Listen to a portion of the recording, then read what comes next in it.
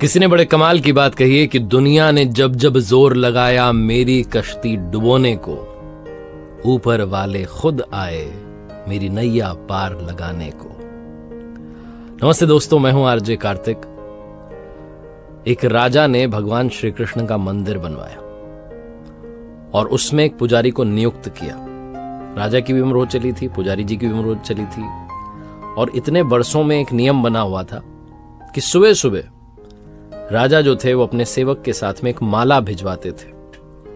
पुजारी जी उस माला को बिहारी जी को, भगवान श्री कृष्ण जी की मूर्ति को चढ़ाते थे। उसके बाद में राजा जब दर्शन करने के लिए आते थे तो पुजारी जी वो माला भगवान की मूर्ति में से निकाल करके राजा जी के गले में डाल देते थे। ये परंपरा सी बन गई थी। पुजारी जी बूढ़े हो चले थे, राजा साहब बूढ़े हो चले थे।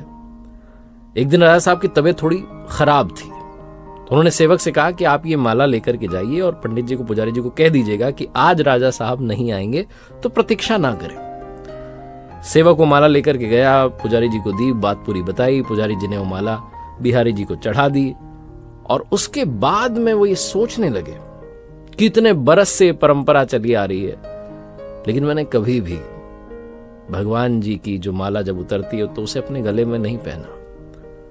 शायद ये प्रभु जी की इच्छा है, शायद ऐसा अवसर आया कि आज राजा जी नहीं आएंगे और आज मेरे पास में मौका है। तो परंपरा तो थी कि वो माला तो निकालते थे। उन्होंने वो माला निकाली और खुद पहन ली। इसी सब के बीच में सेवक जो था वो दौड़ते हुए कहने लगा कि राजा साहब को वहां ठीक नहीं लग रहा है, उन्हें तबीयत और खराब सी लग रही है, इसलिए वो प्रभु के दर्शन करना चाहते हैं और वो आ रहे हैं, उनकी सवारी आने वाली है। उन्हें लगा कि शायद ये परंपरा टूट ना जाए, वो तो आ रहे हैं। जैसे ही बात पंडित जी को मालूम चली, उन्होंने फटाफट से वो माला अपने गले में से निकाली और जाकर के वापस भगवान जी को पहना दी, खुद की उतरी हुई माला। घबराहट में तो समझ नहीं पाया क्या करें, डर गए कि राजा साहब जो है दंड दे देंगे।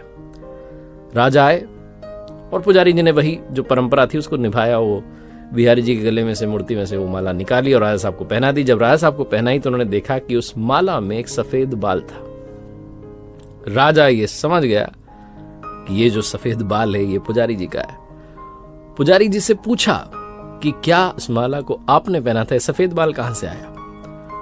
तो पुजारी जी ने कहा कि डर गए, उन्हें लगा कि सच बोलूंगा तो पता नहीं क्या दंड मिलेगा। उन्होंने कहा ये सफेद बाल तो बिहारी जी का है, भगवान जी का है। राजा को और गुस्सा आ गया। उसने कहा एक तो ये छल कर रहे हैं, धोखा कर रहे हैं, ऊपर से झूठ बोल रहे हैं। तो राजा ने कहा अच्छा ये बात, बिहारी जी के कब से सफेद बाल हो गए?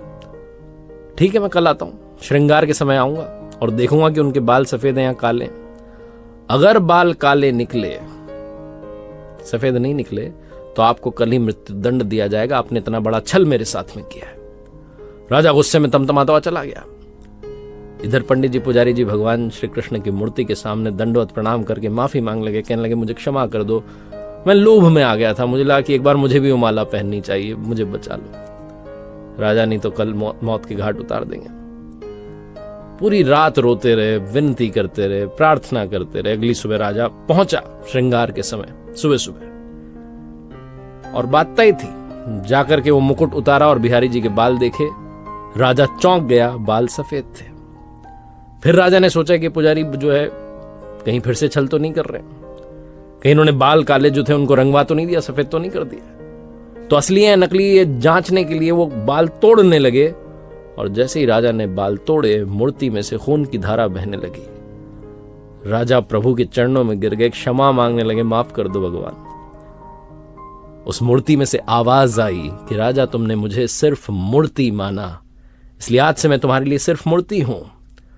लेकिन पंडित जी ने मुझ में साक्षात भगवान देखे, इसलिए मुझे अपने भक्त की रक्षा के लिए अपने बालों को सफेद करना पड़ा, खून की धारा बहानी पड़ी ताकि तुम्हें समझा पाऊं।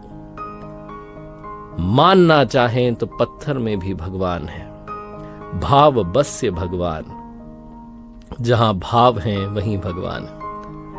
अगर आप वाकई में उनका सुमिरन करते हैं, उन्हें देखना चाहते हैं, तो आपके सिर्फ भाव होने चाहिए। ये छोटी सी कहानी लाइफ में इंस्पिरेशन देती है कि उनके आशीर्वाद के बिना कुछ संभव नहीं है। इसलिए आपसे कहता हूं, ऊपर वाले के आशीर्वाद के साथ कर दिखाओ कुछ ऐसा कि दुनिया करना चाहे आपके जैसा।